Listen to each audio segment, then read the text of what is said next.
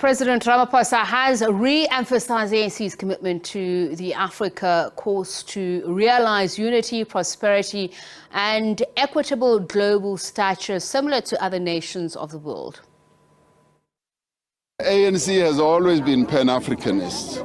Actually, our origins as an organization were deeply and extensively Pan-African. When our leaders like Nelson Mandela and many others needed to be trained to embark on an armed struggle, they didn't go to any other continent, they went to Africa. They were trained on the African continent, they left their boots in various parts of Africa. So our DNA is Africa. We are deeply African and we are Pan-Africanist and have always been. And even as we are elevated as a country to various international forums, be it the G7, we always advocate the African story. Be it the G20, we're the only African country that's on the G20. Our message is always about Africa. In fact, we talk more about Africa at times to our own disadvantage or discredit than South Africa, because we really see ourselves as African first, and thereafter, yes, we are South Africans because we were given birth by this great continent. When we will chair BRICS, which actually starts this year, it's already started, we're now chair of BRICS, having taken over from China, we are going to be advancing the African agenda. And when we hold BRICS, we are going to invite the various African countries to come like the last time to be the outreach part of BRICS, because we want BRICS to focus on Africa. We believe that this is Africa's century, and therefore even BRICS must embrace that, and even the other forums like G20 and G7 must embrace that. So we are inherently African, and we will always be Pan-African. When we led the whole process of COVID or against COVID, we as South Africa made sure that we put Africa on the international map. And Africa was the only continent that had a coherent strategy on COVID. And that was largely because of the leadership that our country provided, which is recognized by the entire continent. So in everything we do, we are very Pan-African. Political analyst Xolani Dube from the Xubera Institute for Research and Development joins us now to share his views. A very good evening to you, and thank you so much for speaking to us, Mr. Dube.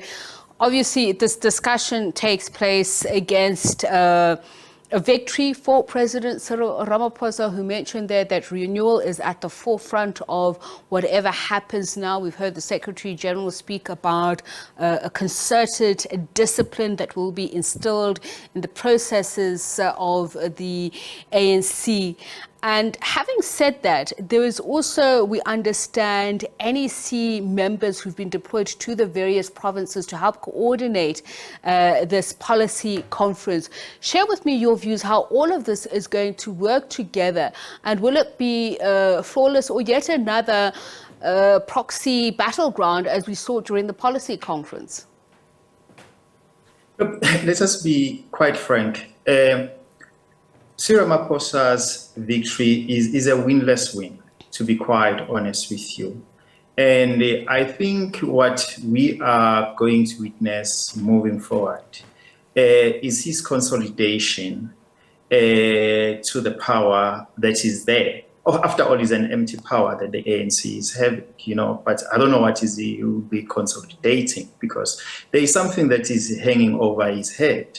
And I always refer it as a leash, you know, that will keep on directing his journey now, you know. And so he's a man that is hanging on a cotton thread, who knows very well that the issue of Phala Phala and other scandals, they are rambling in a closet, you know. And so they are not going to go anywhere, and his fate soon will meet him. And so I think he is living on a borrowed time. I don't foresee him becoming a very strong president unless if he is going to do according to what the owners of this country are dictating. in terms of policy and other issues that are related not to his power, but to the power of the ruling class in our country. And perhaps to talk about the elite is important because what have been known as RET forces were the ones said to be at the forefront of this major chasm in leadership. But I would imagine that the issue runs deeper than that. And I want to understand what is likely to play out. Fikile Mbalula as the Secretary General, naming amongst others who are going to be helping provinces prepare for the Mossboard Policy Conference in KwaZulu-Natal. The committee there will be Dr. Zweli Mkhize, Bathabile Dlamini, Dr. Nkosazana Dlamini Zuma. Some would argue that they coalesce largely around the same things, but I think it would also be reductionist to assume that they believe entirely in the same policies. But how is it going to work out if you're looking for cohesion tomorrow to finalize some of these policy discussions?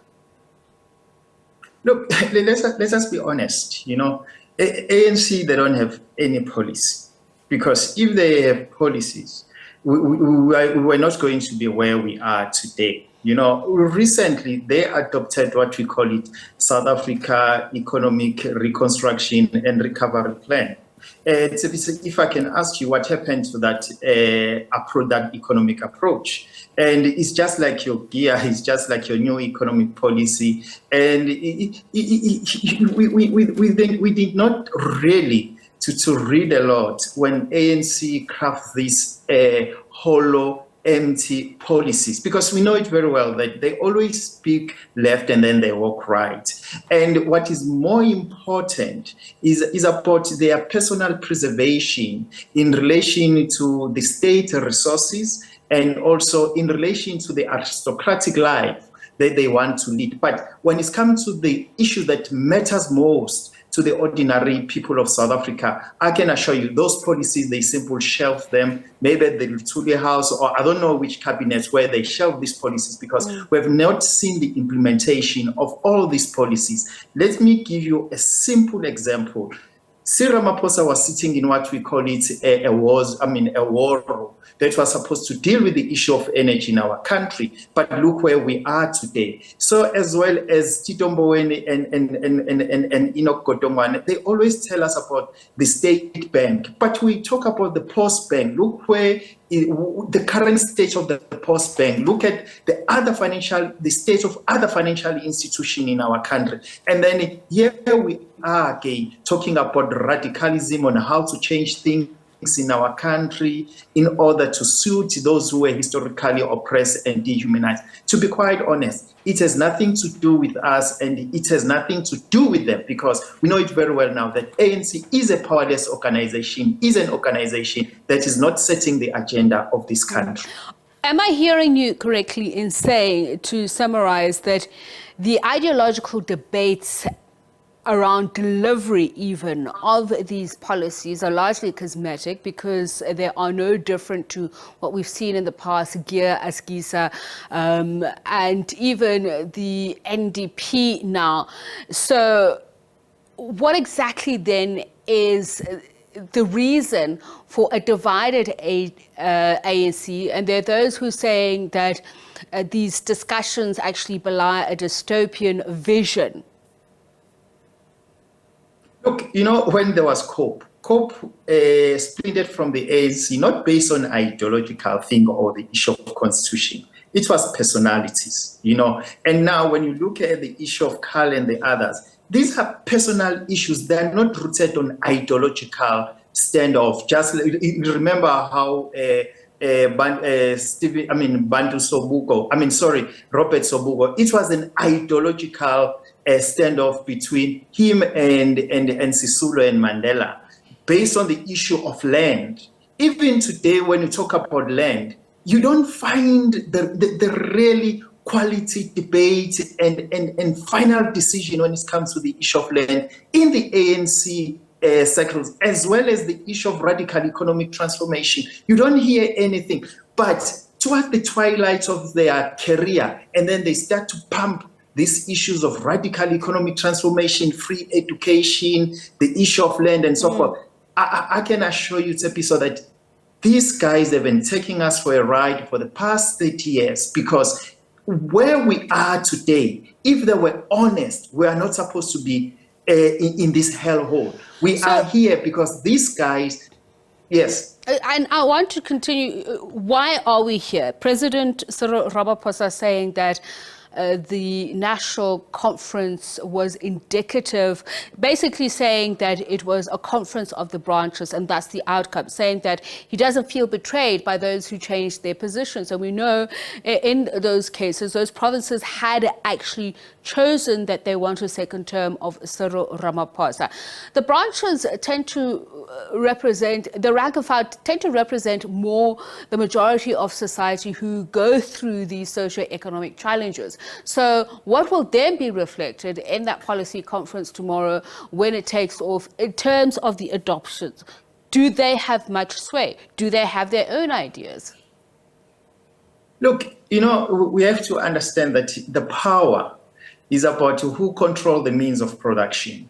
All those branch delegates are employed by the people who own this country, and so you can't expect people who are poor to dictate when it comes to the economy of this country, unless if ANC is truly honest to the resources that we have, that let's nationalize these resources so that we give voices to the ordinary people of this country, because currently our natural resources are not owned by the South African, but are owned by the few. And that few is the one that dictates the policies and is the one that dictates the path of this country. And so forget about those branch delegates.